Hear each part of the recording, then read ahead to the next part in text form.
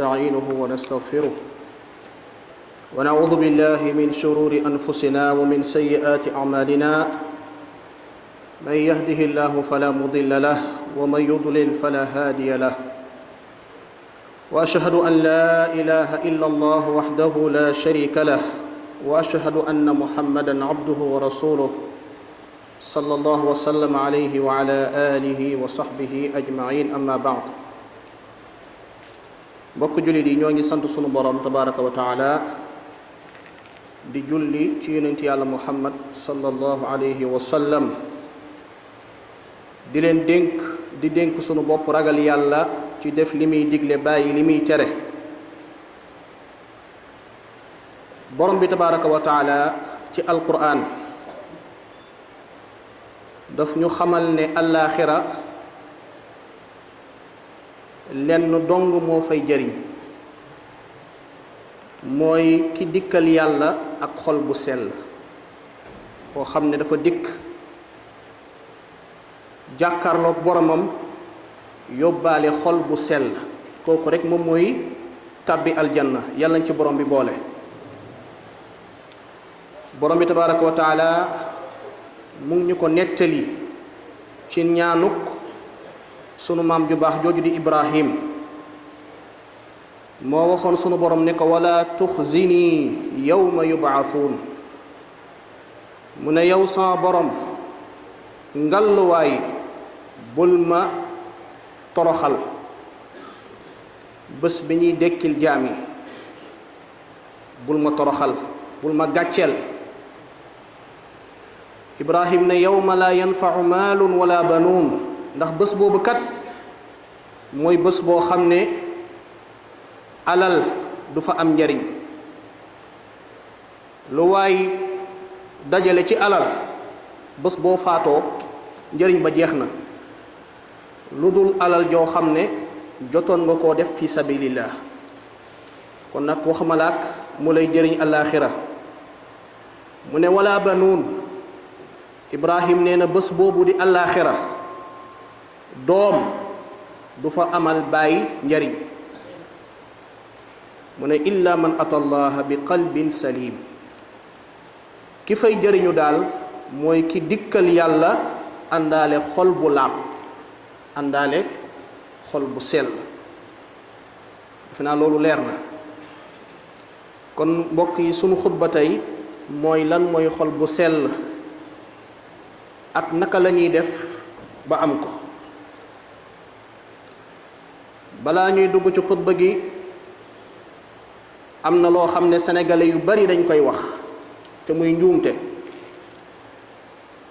léeg-léeg nga gis koo xam ne du julli ba noppi sàggan di def ay bàkkaar boo koy waar di ko yedd mu ne yàlla xol bu sell moo ko yitteel loolu njuumte la ndax xol bu sell moo ngi tàmbale ci déggal yàlla bu la santee nga def bu la teree nga bàyyi léeg-léeg nga gis jigéen bu sol yu doy waar nga koy waar di ko delloo ci boromam na muuru na wattandiku di wane awraam mu tontu ne yàlla xol bu sell lay xool ci jaam bi loolu it njuumte la ndax xol bu sell dëgg la moom la yàlla di xool waaye fi mu tàmbalee mooy bu la nee moom sunu borom muurul yow jigéenu jullit nga daal di muuru foofu la xol bu sell tàmbalee kon xol bu sell mooy xol boo xam ne borom dafa mucc ci feebari xol nag bi ci gën a rëy yàlla na ci yàlla musal mooy weddi yàlla tubaab di ko wax athéisme wala mécréance ñaareel bi ci feebaru xol yi mooy bokkaale yàlla mooy ngay jaamu yàlla di ko wutal moroom lu mel ni nga naan bu soobee yàlla ak diw wala ngay ñaan keneen ku dul yàlla wala ngay wakkiirlu ci keneen ku dul yàlla yii mooy feebar yi gën a rëy yi nga xam ne ku ko deewaale waxuma la safara waaye sunu borom nee na doo fa génn yàlla nañ ci yàlla musal bokk na ci feebaru xol yi mooy bidaa mooy ngay jaamoo yàlla nu dëppoowul ak njàngale yonent yàlla muhammad sallallahu alayhi wa sallam bokk na ci feebaru xol yi mooy topp bànneex mooy di jëw, di jël alal joo moomut, di xool lu xaraam, di déglu musique, di njaaloo wal iyaazu billah. yii ay feebar la yoo xam ne moo gën a garaaw cancer, moo gën a garaaw cardiaque. ndax cancer fi mu jëme borom fi gën a rëy mooy faat ko mu dee, waaye feebar yi fi mu jëme borom bu ko tuubul mooy tàbbil ko safara. yàlla na ci yàlla musal. kon xol bu mucc mooy xol boo xam ne mucc na ci yii ma lim, doon xol bu gëm yàlla. kon weddi yàlla bi da nga koy remplacer ak lan? gëm sunu borom tabaraka wa taala. moom képp gëm ni mooy sa borom, gëm ni moo la war a sant ngay def, moo la war a tere ngay bàyyi. xol bu sell mooy xol bu mucc ci bokkaale, kon day wéetal yàlla, sunu borom rek lay jaamu, du ko bokkaale kenn. xol bu sell nee naa la sànq mooy xol bu mucc ci bidaa, kon xol bu sell mooy xol bu tënku ci sunna, ci njàngale yonent yàlla muhammad sallallahu alayhi wa sallam. xol bu sell mooy xol boo xam ne borom dafay séexlu lépp lu sunu borom bañ te tere ko. du fen, du jëw, di waxtaane deru jàmbur ci foo xam ne jàmbur fekkewu ko, du jël alal ju moomut, boo ko dajale woon àdduna ak li ci biiram ngir mu sàcc ko wala mu def ci corruption du ko def, ndax xolam daa sell. borom xol bu sell mooy koo xam ne du njaaloo. bépp jigéen boo xam ne sëy doxul seen diggante du la jox loxo sax, waxamala ak muy wéet ak yow ci nekk def naka sudul noonu. borom xol bu sell kon mooy xol boo xam ne borom day xool lu sunu borom tabaraka wa taala wax ne nañ ko xool. mbokk jullit yi, xol mbiram daa rëy ci lislaam. bokk na ci li koy wone yonent yàlla muhammad sallallahu alayhi wa sallam nee na yaramu doomu aadama boo gis am na ab suux bu ci nekk, mooy morso yàpp. képp kuy dox rek yonent yàlla muhammad sallallahu alayhi wa sallam nee na suux boobu mu ngi sa biir yaram. mu ne yàpp boobu bu baaxee mu ne yaram bi yépp dafay baax, waaye bu yàpp boobu yàqoo borom yaramam yépp ay yàqu. ñu ne ko yàpp boobu ban yàpp la? mu ne mooy xol. kon jàppal ni doomu aadama yi seen baax ak seen ñàkk baax li koy déterminer mooy xol. ki la xolam gën a baax moo la gën a sell, gën laa topp yàlla, gën laa roy rasulullah sallallahu alayhi wa sallam, ak gën laa daw bàkkaar yi. waaye ki la xolam gën a tilim moo la gën a ñeme yàlla, gën laa mën tàbbi ci bàkkaar yi, gën laa mën a woroog njàngale yonent yàlla muhammad sallallahu alayhi wa sallam. looloo tax yonent yàlla muhammad sallallahu alayhi wa sallam nee na xam leen ne yàlla day xoolul ni ngeen mel ci biti, ndax da ngeen costaud, wala ndax ay boogaa ngeen, wala ndax da ngeen alteeru ba jantal. loolu sunu borom yitteelu ko. ndax da ngaa gàtt wala da ngaa njool, ndax da ngaa rafet wala da ngaa ñaaw, ndax da ngaa xees wala da ngaa ñuul, loolu yàlla joxu ko yitte. balaa nga koo xam bu doomu aadama faatoo bañ suul ko, loolu yépp day mujjee raaf, kon amul njëriñ. mu ne yàlla xoolul tamit seen alal, seen fortune, seen patrimoine nan la toll, ndax am nga ay compte bancaire wala am nga fortune bu rëy, ndax am nga ay villa. loolu yitteelul sunu borom ci jaam bi. mu ne li yàlla di xool, mu ne walakin innama yanzuru ila qulubikum wa a'malikum. mu ne yàlla li muy xool ci jaam bi mooy la nekk ci xol bi ak la muy jëf képp. te jëf ba mooy la xol bi di xelli, te loolu dana leer ci kanam. jëf boo gis borom da koo yéene woon door koo jëf, xanaa mu doon ab naafeq ndax dëgg la naafeq léeg-léeg mën naa jëf ci biti la waroog la nekk ca xol ba. naafeq mooy kuy woote woo ngëm yàlla te fekk weddi yàlla nekk ci biiram waaye bu dul kooku koo gis muy jëf rek la nekk ci biiram mooy xel li. bokk na ci liy wone solo si nga xam ne nekk na ci xol yonent yàlla muhammad sallallahu alayhi wa sallam nee na ñi gën ci nit ñi mooy borom xol yu sell yi.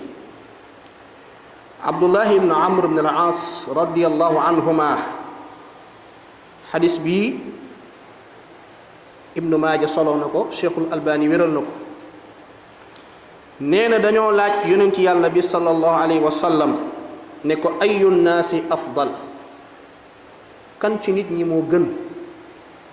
yonent bi sallallahu alayhi wa sallam tontu mu ne kullu maxmuumil qalbi saduqul lisaan, saduqil lisaan.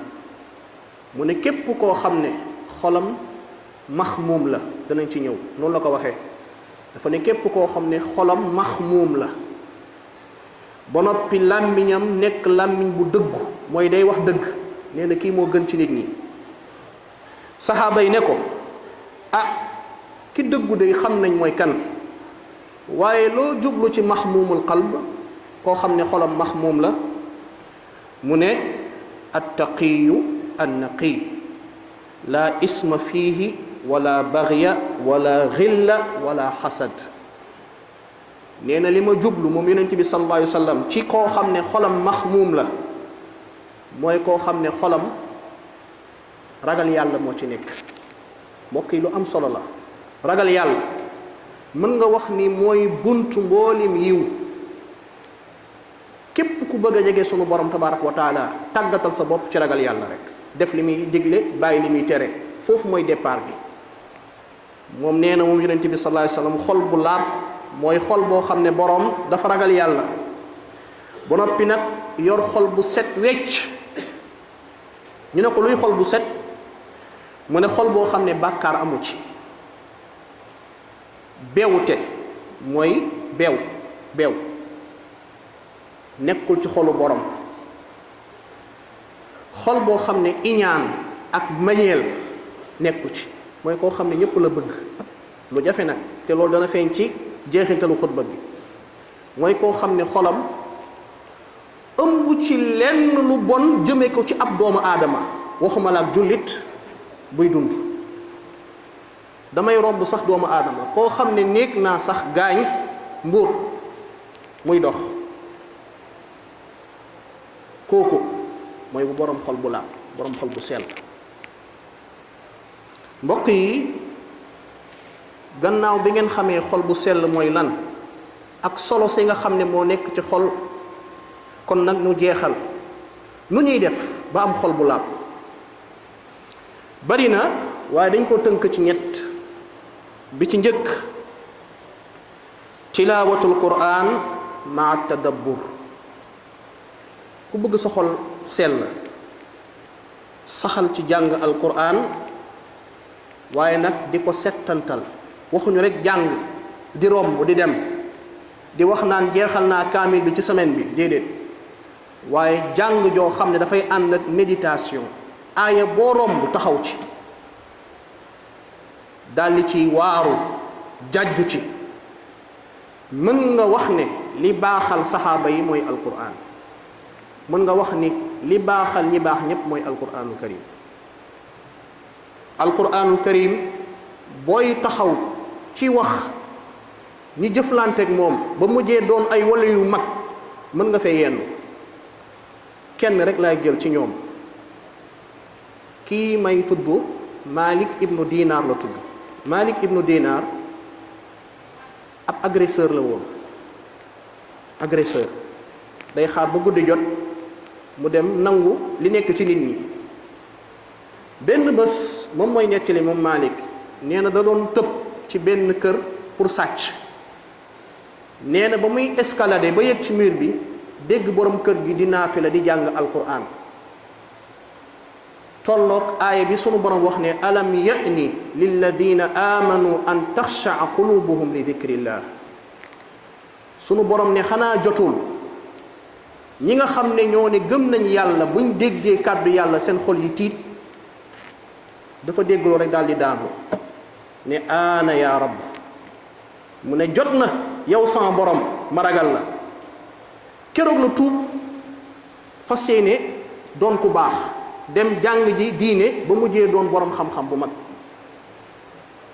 kon alquranul karim mooy li gën a gaaw ci fóot xol te sunu borom wax na ko nee na yaa ayuha nnaas yéen nit ñi qad jaatkum mawida ab waare dikkal na leen min rabbikum bàyyi ko ci seen borom wa shifaun ak saafara lima fi sudur li nekk ci xol yi kon yàlla nee na kon alquran dafay saafara feebar yi nekk ci xol yi mu ne wa hudan ba noppi bu la saafaraa da lay jubal wa rahmatun ba noppi nag mu doon sabab ci yàlla yërëm la lii yépp nag ñi mu koy defal mooy lil muminin ñi nga xam ne ñoo gëm sunu borom tabaraka wa taala yàlla nañ ci yàlla boole ñaareel bi ci ni ngay def ba sellal sa xol mooy wattandikul ay bàkkaar bàkkaar du lu ñuy xeeb léeg-léeg nga gis ku naan la li may def garaawul ndax diw li muy def moo ëpp loolu ëpp naa wax ndax bàkkaar buy tàmbale ci li ngay xeeb lay tàmbale am ku naan la man njaaloowuma kon mën naa xool lu xaraam ndax faj ci samay bànneex foofu lay tàmbale ak yow de waaye du la bàyyi fi leg njaaloowo kon bàkkaar moom dawal rek loo dégg ne lii sunu borom da koo tere yonent yàlla muhammad sallallahu alayhi wasallam daf koo tere bul fa nekk di wax lenn ci les soi-disant intellectuels li ñuy wax naan non c'est que vous savez à l'époque ñu bari looloo leen sànk vous savez qu'on est dans un temps moderne wattandikul jullit yooyu du ci dugg pourquoi amul ci waxu yàlla ak waxu yonent yàlla muhammad sallallahu alayhi wasallam boo déggee yàlla nee na bàyyil rek bàyyil ndax yàlla mi la tere moo la ëpp xam-xam wax jooju sax jubut ndax ëpp na moom yàlla ñu koy comparé ak doomu aadama ci xam-xam xel bi nga yore ba di ci xalaat ba tuddee sa bopp intellectuel agrégé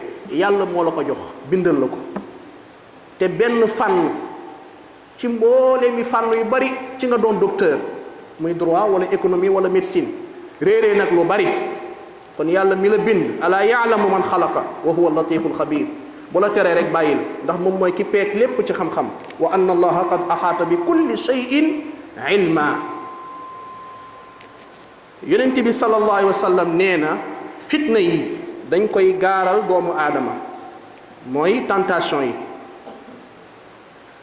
nee na niñ ko koy gaaralee dafay bari ba mel ni basang bu ñu ràbb xam nga basang bu ñu ràbb wëñ yi dafa tegloo nee na bàkkaar yi noonu lañ koy gaaralee doomu aadama fu nekk la koy dikkee bàkkaaru lu ñuy déglu mel musique bàkkaaru xool bàkkaaru wax dañ ko koy gaaral mu ne bépp xol boo xam ne naan na ko mooy xol boo xam ne consommé na bàkkaar yi nangu na ko nee na dafay def benn tomb bu ñuul ci xolam mu ne bépp xol bu ko rejeté nag nee na dañuy def benn tomb bu weex ci xolam nee na looloo jur xolu doomu aadama yi séddalikoo ñaari xaaj mu ne ala abyada misli safa fala tadurruhu fitnatun ma daamati samawat wal ard yàlla ñu ko yàlla defal mu ne am na ñoo xam ne seen xol daa weex tàll leer nañ bàkkaar mënatu leen lor fi lekk asamaan ak suuf a ngi fi mooy keroog ba keroog ñuy sàngoo suuf dañuy topp sunu borom rek la ñuy def ba keroog ñuy wëy ji sunu borom mu ne wal aaxaru aswadu murbaddan kal kuuzi mujaxiyan laa yaarifu maarufan wala yunkiru munkaran illa ma ushriba min hawaahu wal iyaadu billah mu ne am na xol yoo xam ne moom dafay ñuul kukk wow koŋ dootul xàmmee lu baax ak lu bon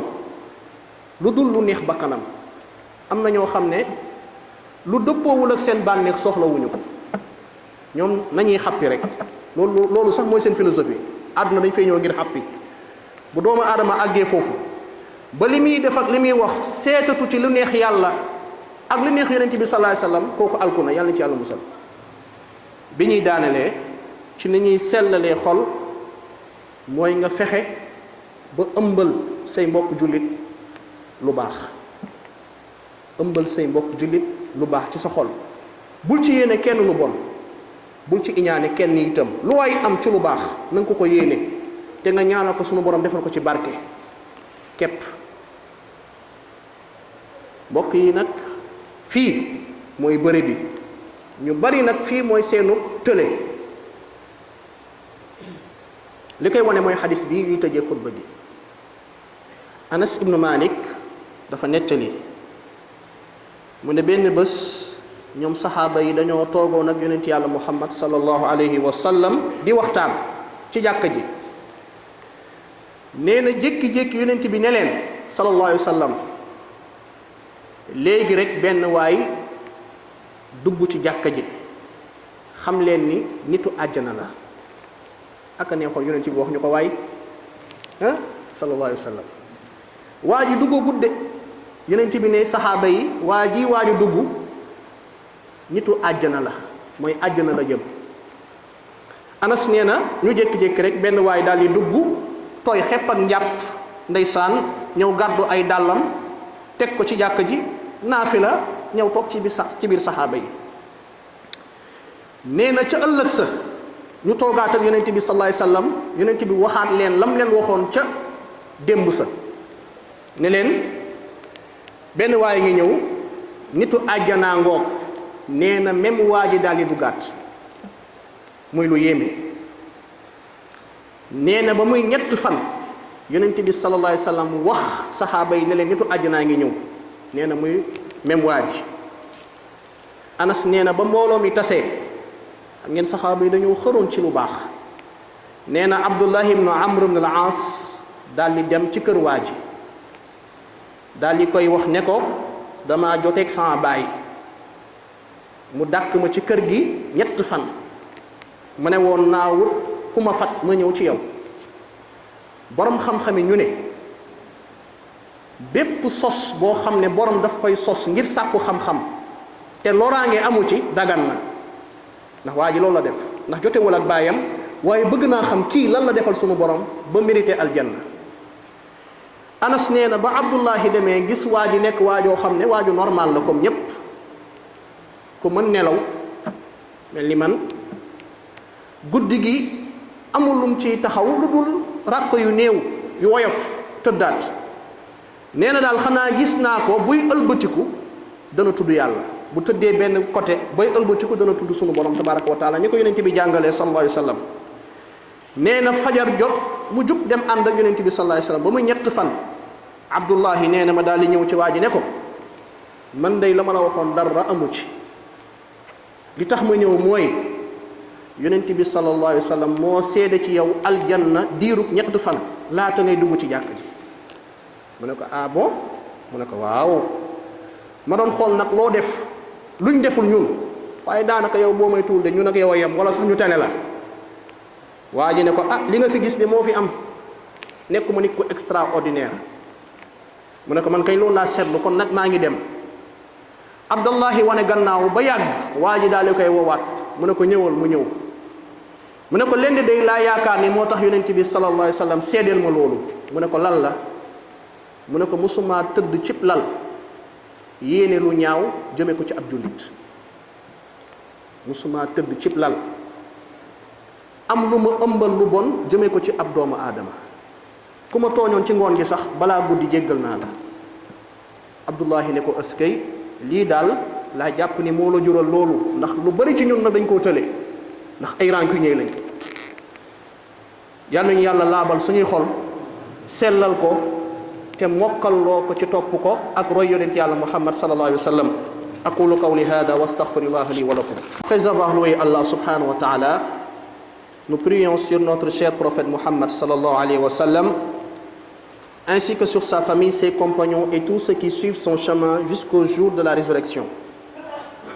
Chers frères et sœurs en la foi, l'un des plus beaux ou des plus grands bonheurs que peut ressentir l'être humain est celui qu'il ressent lorsqu'il purifie son cœur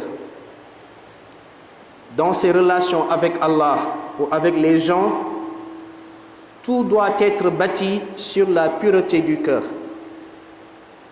Le cœur saint, c'est celui qui est dépourvu de mécréance, d'associationnisme, d'innovation religieuse, de turpitude, de haine, de rancœur et d'orgueil.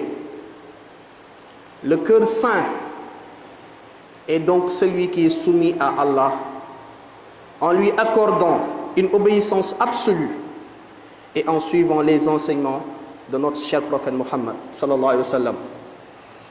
Allah a évoqué dans le Coran que la seule chose qui sera bénéfique le jour du jugement dernier à l'être humain, c'est de le rencontrer, exalté soit-il, en ayant un cœur saint. Allah dit dans la sourate Ash-Shura, versets 88-89, le jour où ni les biens ni les enfants ne seront d'aucune utilité, sauf celui qui vient à Allah avec un cœur saint. Chers frères et sœurs en islam, serviteurs d'Allah, le cœur est le maître des membres. C'est lui qui leur ordonne les ordres qu'il veut. Les membres du corps n'agissent qu'en fonction de ce que le cœur leur dicte. C'est de là qu'on comprend le hadith du prophète Mohammed sallallahu alayhi wa sallam qui dit: certes, il y a dans le cœur un morceau de chair. S'il est sain, alors l'ensemble du corps est sain. Tandis que s'il est corrompu, alors c'est l'ensemble du corps qui est corrompu. Certes, il s'agit du cœur. Hadith rapporté par Bukhari et Muslim. Sachez que le cœur est le siège de la foi, également le siège de la mécréance. Et c'est ce que le Seigneur regarde en l'homme. Le prophète sallallahu alayhi wa sallam dit à ce propos: Allah ne regarde pas vos corps ni vos apparences, mais il regarde vos cœurs et vos actions. Hadith rapporté par Muslim. Ceux qui ont un cœur saint sont les meilleurs parmi les hommes. Le prophète sallallahu alayhi wa sallam nous dit dans un hadith rapporté par Abdullah ibn Amr, Abdullah ibn Amr dit, un jour ils avaient dit au prophète: ô envoyé d'Allah, quel est le meilleur des hommes? Il a répondu: tout homme au cœur mahmoum, à la langue véridique. Abdullah dit, on lui dit, l'homme à la langue véridique, d'accord, nous le connaissons, mais que signifie au cœur mahmoum? Le prophète sallallahu alayhi wa sallam dit, c'est le cœur pur, pieux, où il n'y a ni péché, ni injustice, ni haine, ni jalousie. Chers frères et sœurs en la foi, pour terminer, voici quelques éléments qui peuvent nous aider à éduquer notre cœur afin qu'il atteigne la purification qui le conduit à l'obéissance d'Allah et de son prophète sallallahu alayhi wa sallam. Premièrement, ce qui permet de réaliser cette éducation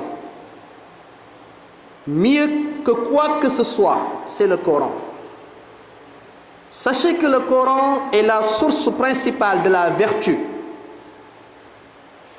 Les exhortations, les orientations qui se trouvent dans le Coran s'adressent directement à nos cœurs.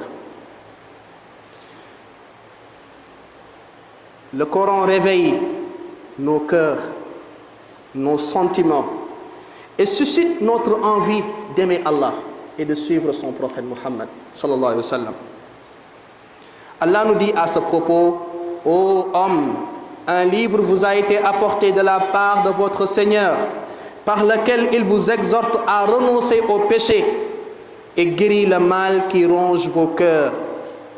Il est un guide et une miséricorde pour les croyants. Sourate 10, verset 157. Deuxièmement, pour purifier notre cœur, il faut s'éloigner au maximum des péchés et des turpitudes. Un cœur saint et un cœur rempli d'amour pour Allah, seul sans associé.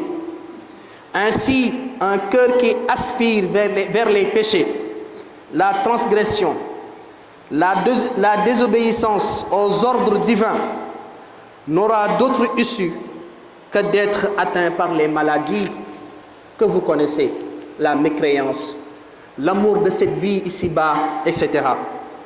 Il nous faut donc, chers frères et sœurs, nous éloigner de ces maladies.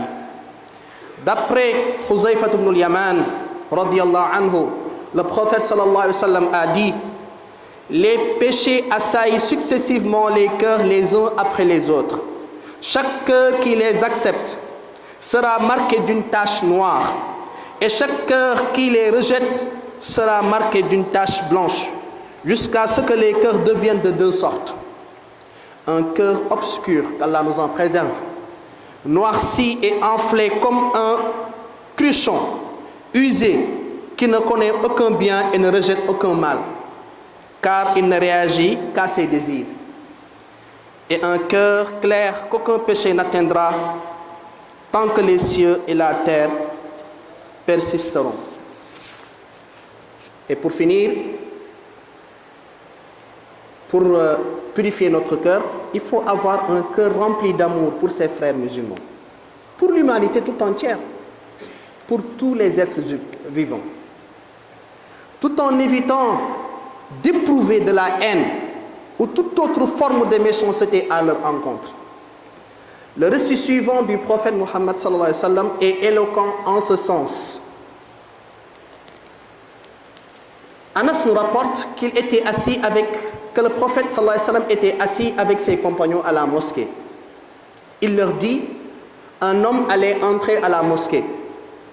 Il les informe que cet homme faisait partie des gens du paradis. Il fit la même chose 3 fois de suite, et ce fut toujours la même personne qui entra à la mosquée. C'était un compagnon peu connu qui venait de faire ses ablutions et rentrer à la mosquée pour prier et s'asseoir à côté des autres compagnons. Un des jeunes compagnons, Abdullah ibn Amr ibn al-As radiyallahu anhuma, décide alors de le suivre pour connaître pour quelle raison cet homme a mérité le paradis. Celui-ci trouve un prétexte pour se faire inviter. L'homme accepte d'héberger Abdullah ibn Amr pendant 3 jours. Durant ces 3 jours, chers frères et sœurs, Abdullah regardait tous les actes et faits de ce compagnon. Il ne vit rien de particulier.